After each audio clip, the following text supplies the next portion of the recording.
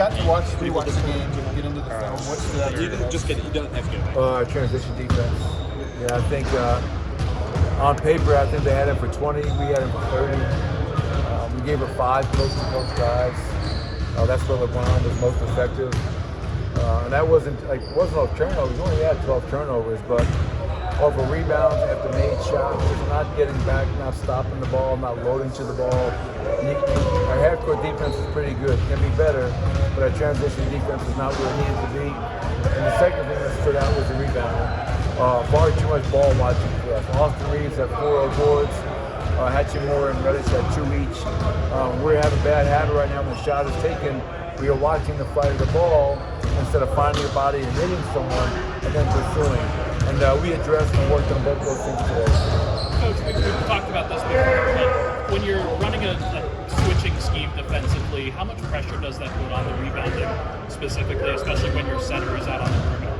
Yeah, I mean, we always talk about game rebounding, and that means all 5 on the floor. Even in the starting unit, we're not switching with Nicola, but I think Jamal had 2 rebounds. I think KCP had 1 rebound.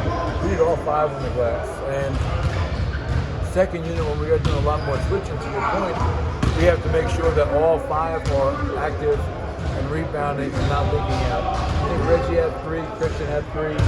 But Peyton and Zeke can't have a combined 0 rebounds as a backup 4 and 5. And being out on the floor is no excuse. Everybody's got to get back in the fight and make sure we rebound before we run. What did you think of what you saw from that second unit?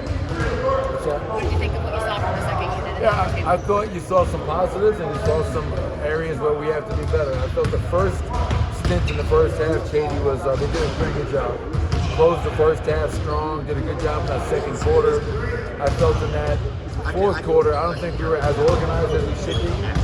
So we got into a little bit too much random offense.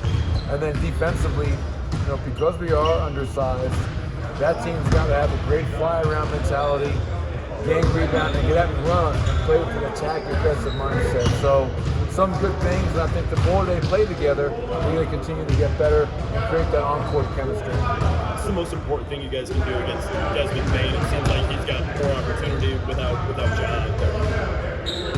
Well, watching him, he's such an aggressive player, strong, in transition. He's a very aggressive driver, coast to coast.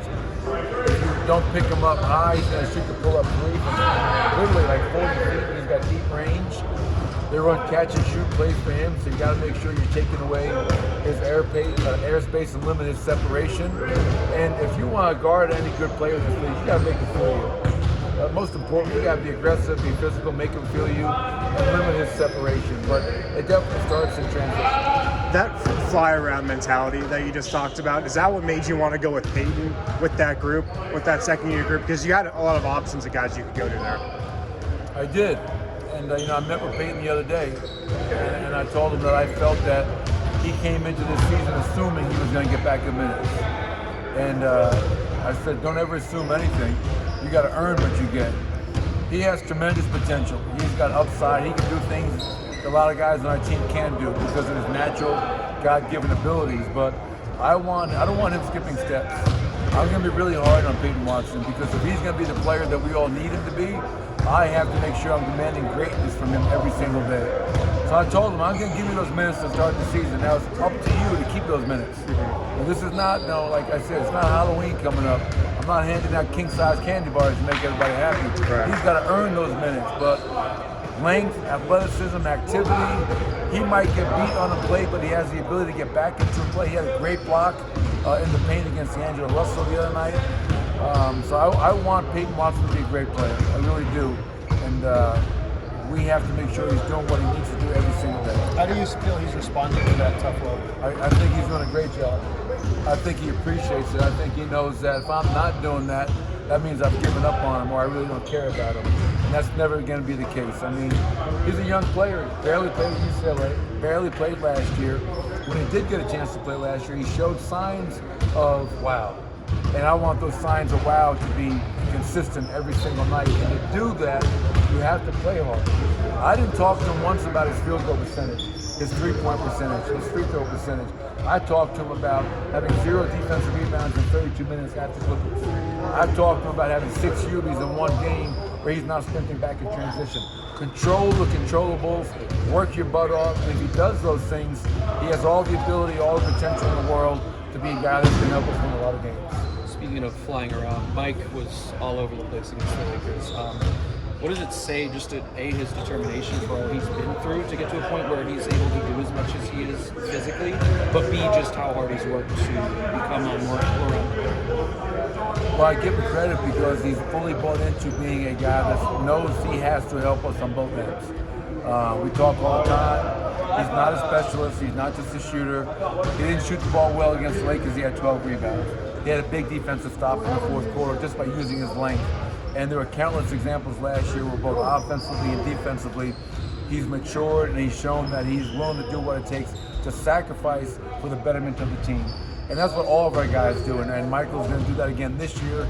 It was such an impact on that group winning a championship last year, and proud of him. But I don't want everybody being like, wow, Michael played hard tonight. That should be a given. That should be a constant that we demand from each and every one of our players.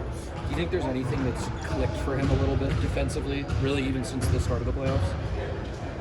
I think just, really fully understanding what we're trying to do, what our game plan is, being disciplined within that. So I think that's a great starting point. And then after you have that discipline, just making sure you're giving the proper effort. Like you can tell, like Michael Porter cares and is trying on the defensive end of the floor. He's using that 7-foot wingspan, whatever he has, and the 6'10" frame that he has to be disruptive and to get deflections and to block shots and to clean up the defensive glass. The shot's going to come. He didn't play any preseason games. He's finding his game rhythm. His ankle is still dealing with a swollen ankle, but I don't worry about the jump shot. I'm just happy to see Michael going out there and playing as hard as he is in all facets of the game. Last one. Coach, you've used the word responsibility before in terms of carrying yourself like a champion and like a championship team. Going on the road for the first time in front of a different fan base, what does that look like, maybe from their perspective? Well, yeah, I mean, as I reminded our guys today, we have the second best road record in the league last year, 34-7, I believe. We want to stay in that area. We want to be a team that can go on the road, win games in any arena in this league. And it starts tomorrow night in Memphis. It continues after that. But I had to stop practice today to remind guys, listen, yesterday was a light day, mental day, cleanup day, film. We got to get better today. Our standard of excellence, if we truly want to be a championship team, we can't just come out here and go hard but not hard enough.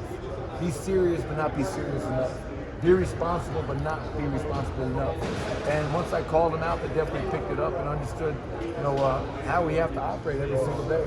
Because even though the Memphis Grizzlies have a lot of injuries, they have Ja Morant out with suspension right now, they lost last night. They had the best home record in the league last year, and we know we're going to get a great effort. So we have to prepare to win tomorrow night, today. And I think our guys flipped the script and wind up having a pretty good practice. Thanks.